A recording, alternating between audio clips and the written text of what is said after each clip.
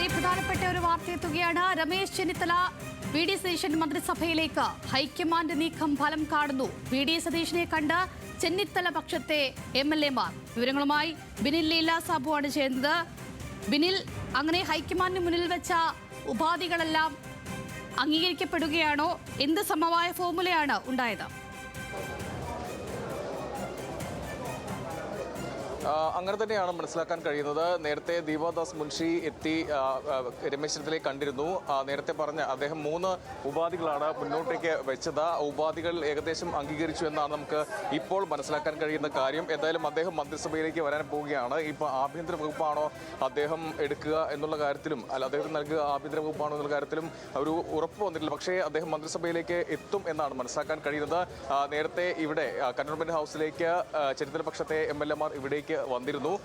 അൻവർ സാദത്ത്, അതോടൊപ്പം തന്നെ ജ്യോതികുമാർ ചാമക്കാല, ഒപ്പം ജോസഫ് വാഴക്കനും ഇവിടേക്ക് എത്തിയിരുന്നു. ജോസഫ് വാഴക്കന്റെ പ്രതികരണം, അദ്ദേഹം പറഞ്ഞ പ്രധാനപ്പെട്ട ഒരു കാര്യം, രമേശ് ചെന്നിത്തല മന്ത്രിസഭയിലേക്ക് വരേണ്ടത് അനിവാര്യതയാണ്, അതുണ്ടാകണം, അത്തരം ചർച്ചകൾ വരണമെന്നാണ് അദ്ദേഹം പറഞ്ഞത്. എന്തായാലും ഇക്കാര്യങ്ങൾ അറിയിക്കാൻ വേണ്ടി ആയിരിക്കണം MLA-മാർ ഇവിടേക്ക് വന്ന് വി ഡി സതീശനെ കണ്ടത്. അങ്ങനെ മന്ത്രിസഭയിലേക്ക് ഉണ്ട് എന്ന ഒരു സൂചനയാണ് ഇപ്പോൾ നമുക്ക് ലഭിക്കുന്നത്. നേരത്തെ അദ്ദേഹം ഉണ്ടാകില്ല, അല്ലെങ്കിൽ മന്ത്രിസഭയിലേക്ക് വരാനില്ല, മാറി നിൽക്കും ാണ് പറഞ്ഞിരുന്നത്. എന്തായാലും അക്കാര്യത്തിൽ ഒരു തീരുമാനത്തിലേക്ക് പോവുകയാണെന്നാണ് മനസ്സിലാക്കാൻ കഴിയുന്നത്.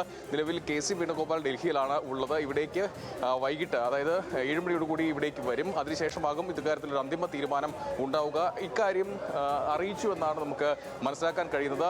MLA-മാർ വഴി ഇവിടെ വി ഡി സതീശനെ ഇക്കാര്യം അറിയിച്ചു എന്നാണ് ഏറ്റവും ഒടുവിൽ മനസ്സിലാക്കാൻ കഴിയുന്നത്.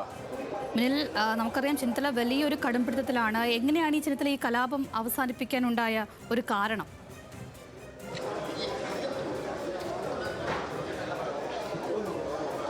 ഈ രമേശ് ചെന്നിത്തല മാറി നിന്നാൽ അത് വലിയ രീതിയിൽ ചർച്ച ചെയ്യപ്പെടും. ആ രീതിയിലേക്ക് കാര്യങ്ങൾ പോകും. അതുകൊണ്ടാണ് ഇക്കാര്യത്തിൽ ദീപാദാസ് മുൻഷി നേരിട്ടെത്തി ഇക്കാര്യം ചർച്ച ചെയ്തത്. മാത്രമല്ല, അവിടെ രാഹുൽ ഗാന്ധി നേരത്തെ മുഖ്യമന്ത്രി സ്ഥാനത്തേക്ക് വി ഡി സതീശനാണ് എന്ന് പറഞ്ഞപ്പോൾ അരമണിക്കൂറോളം സംസാരിച്ചു. ആ സംസാരത്തിനിടയിൽ താൻ അപമാനിതനായി എന്നാണ് രമേശ് ചെന്നിത്തല പറഞ്ഞത്. പക്ഷേ കാര്യമായൊരു പരിഗണന ഉണ്ടാകുമെന്ന് അന്ന് തന്നെ രാഹുൽ ഗാന്ധി ഉറപ്പ് നൽകിയതാണ്. ആ ഉറപ്പ് പാലിക്കപ്പെടുകയാണ്. ആ ആഭ്യന്തര വകുപ്പ് സ്ഥാനം നൽകുമോ ഇല്ലയോ എന്നുള്ള കാര്യത്തിലാണ് ഇനിയൊരു വ്യക്തത വരേണ്ടതുള്ളത്. അങ്ങനെ രമേശ് ചെന്നിത്തല വി ഡി സതീശൻ മന്ത്രിസഭയിലേക്ക് എത്തുകയാണ്. ഹൈക്കമാൻഡ് നീക്കം ഫലം കാണുന്നു എന്ന സൂചനകൾ തന്നെയാണ് നമുക്ക് മനസ്സിലാവുന്നത്. വി ഡി സതീശനെ കണ്ട് ചെന്നിത്തല പക്ഷത്തെ MLA-മാർ ഒരു നീക്കം നടത്തിയിട്ടുണ്ട്.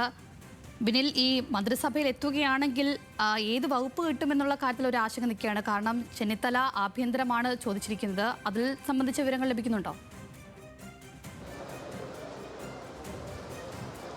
അത്തരത്തിൽ ഒരു ഉറപ്പിച്ച് പറയാനുള്ള ഒരു രീതിയിലേക്ക് കാര്യങ്ങൾ എത്തിയിട്ടില്ല. എങ്കിലും അദ്ദേഹം മുന്നോട്ട് വെച്ച ഫോർമുല അതാണ്, അല്ലെങ്കിൽ ഒരു നീക്കം പറഞ്ഞത് അതാണ്. ഇക്കാര്യത്തിൽ അദ്ദേഹത്തിന് ആവശ്യമുള്ളത് ആഭ്യന്തര വകുപ്പ് നൽകിയാൽ മന്ത്രിസഭയിലേക്ക് വരാം, അല്ലെങ്കിൽ മന്ത്രി ആകാൻ ഇല്ല എന്നാണ് അദ്ദേഹം പറഞ്ഞത്. അതോടൊപ്പം തന്നെ ഉള്ള ഒരു കാര്യം, ഒപ്പം നിൽക്കുന്ന 2 പേരെ MLA-മാരെ മന്ത്രിമാരാക്കണം എന്ന് ആവശ്യപ്പെട്ടു. ബോർഡ്, കോർപ്പറേഷൻ, അതിൽ ഒരു പ്രാതിനിധ്യം വേണം. അതോടൊപ്പം തന്നെ ഏറ്റവും പ്രധാനപ്പെട്ട ആവശ്യം ജോസഫ് വാഴക്കനെ KPCC പ്രസിഡന്റ് ആക്കണം എന്നൊരു ആവശ്യമാണ് അദ്ദേഹം മുന്നോട്ടേക്ക് വെച്ചത്. സണ്ണി ജോസഫ് എന്തായാലും മന്ത്രിയാകും. ആ മന്ത്രിയായി അദ്ദേഹം പോകുമ്പോൾ KPCC പ്രസിഡന്റ് സ്ഥാനത്തേക്ക് വാഴക്കനെ കൊണ്ടുവരണം എന്നാണ് ആവശ്യപ്പെട്ടത്. എന്തായാലും അക്കാര്യത്തിലൊന്നും തീരുമാനമായിട്ടില്ല എന്ന് മനസ്സിലാക്കുന്നു. നിലവിൽ എന്തായാലും അദ്ദേഹം മന്ത്രിസ്ഥാനത്തേക്ക് വരും എന്നാണ് ഏറ്റവും ഒടുവിൽ ലഭിക്കുന്ന സൂചന. രമേശ് ചെന്നിത്തലയെ അനുനയിപ്പിക്കാനുള്ള വലിയ നീക്കങ്ങളൊക്കെ ഹൈക്കമാൻഡ് ഭാഗത്തുനിന്നുണ്ടായിരുന്നു. AICC ജനറൽ സെക്രട്ടറി ദീപാദാസ് മുൻഷിയൊക്കെ ചെന്നിത്തലയുടെ വീട്ടിലെത്തി സംസാരിക്കുകയുണ്ടായി. കൂടിക്കാഴ്ച ചെന്നിത്തല ആവശ്യങ്ങളൊക്കെ ഉന്നയിച്ചു. അപ്പോഴൊക്കെയും രമേശ് ചെന്നിത്തലയോട് തന്നെ ചോദിക്കണം എന്താണ് ഇനിയുള്ള നീക്കമെന്നൊക്കെ ദീപാദാസ് മുൻഷിയൊക്കെ അല്പസമയം മുൻപ് നമുക്ക് പ്രതികരണമൊക്കെ ഉണ്ടായിരുന്നു. ഇപ്പോൾ ഏറ്റവും